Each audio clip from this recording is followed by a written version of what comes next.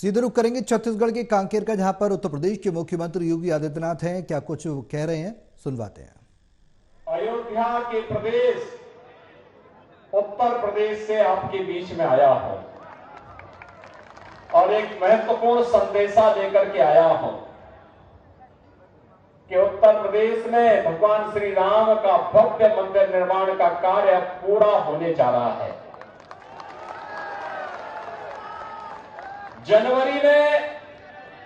जनवरी में देश के यशस्वी प्रधानमंत्री जी के द्वारा राम मंदिर में प्रभु श्री राम की मूर्ति को स्थापित करने का कार्य संपन्न होगा और आप सब जानते हैं कि यह अवसर होगा देश के अंदर राम राज्य की स्थापना की घोषणा का। राम राज्य का मतलब बिना भेदभाव के शासन की योजना का लाभ हर गांव, हर गरीब, हर किसान, हर नौजवान, हर महिला, हर दलित, हर वंचित, हर आदिवासी, हर वनवासी, हर गिरिवासी, हर एक उस व्यक्ति को जो आजादी के बाद से वंचित है उस तक इन योजनाओं का लाभ पहुंचाने का। और इस दृष्टि से ननिहाल में कोई कमी न रह जाए, इसी के लिए आपका आह्वान करने के लिए विशेष रूप से इस बस्तर में मैं आया हूं। भाइयों बहनों, ये वही भूमि है जहां 14 वर्ष के वनवास के दौरान भगवान ने एक संकल्प लिया था, निस्सरहीन करो मही भुज उठाए तृण कील। उन्होंने एक संकल्प लिया था उस समय और भगवान ने एक ही संकल्प लिया था, जब तक इन निशाचरों को, इन राक्षसों को मैं समाप्त न कर दो तब तक ये मेरा संकल्प है कि चैन से नहीं बैठूंगा। और आज आप सभी बंधुओं से मेरा आह्वान होगा, हम सब छत्तीसगढ़ वासी आज संकल्प लें कांग्रेस के भ्रष्टाचार को सदैव के लिए दफन करने का। ये सरकार जो झूठ बोलती है, ये सरकार जो गरीबों के लिए आने वाली योजना को हड़प जाती है,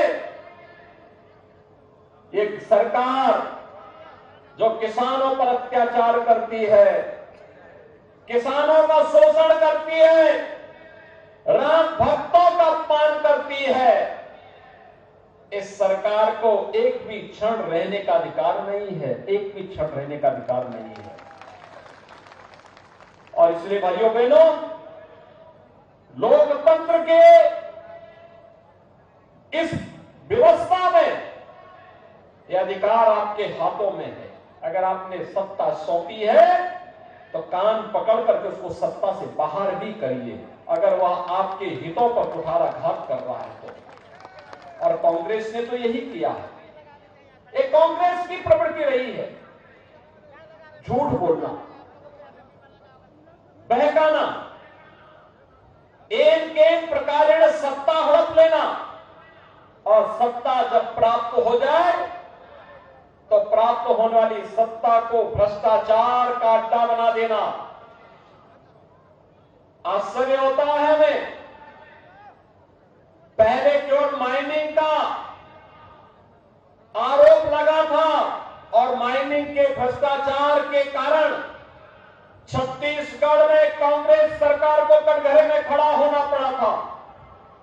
लेकिन अब माइनिंग के बाद यहां पे विकास की विभिन्न योजनाओं में भ्रष्टाचार की शिकायत भी आ गई और इस शिकायत अब यहां तक पहुंच गई है कि भाइयों बहनों, इनके एक पार्टनर ने बिहार में चारा घोटाला किया था, इन्होंने छत्तीसगढ़ में गोबर घोटाला कर दिया। अब याद करिए यानी गाय का गोबर भी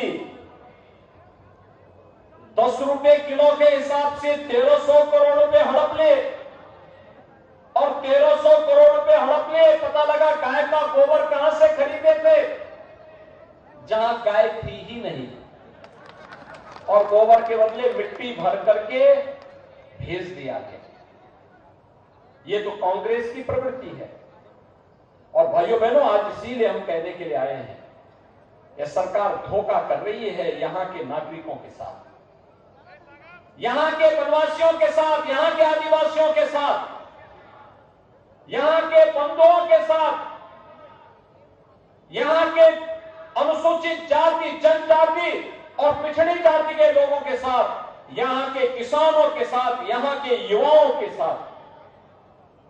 इस सरकार को विकास से कोई लेना देना नहीं, क्योंकि इस सरकार ने अपने घोषित एजेंडे के तहत छत्तीसगढ़ में रामनवमी के जुलूस पे लाठीचार्ज करवाती है, पर्व और त्योहारों को शांतिपूर्ण तरीके से नहीं मनाने देती है, लेकिन दूसरी तरफ लव जिहाद के लिए वर्ग विशेष के उपद्रवियों को प्रोत्साहित करके संरक्षण भी देने का काम करती है। लव जिहाद धोखे से हिंदू बालिकाओं के साथ छल और कपट करके बहकाने का प्रयास। उत्तर प्रदेश में हमने कानून बनाया, अगर कोई दुस्साहस करता है, कानून के शिकंजे में कस करके उसको पूरी तरह तेल निकाल दिया जाता है उसका।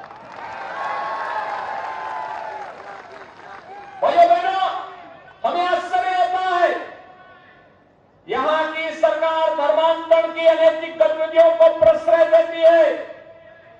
भोले भाले गिरिवासी, वनवासी, आदिवासियों को बहका करके उन्हें अपनी व्यवस्था के खिलाफ भड़काने का कार्य करती है।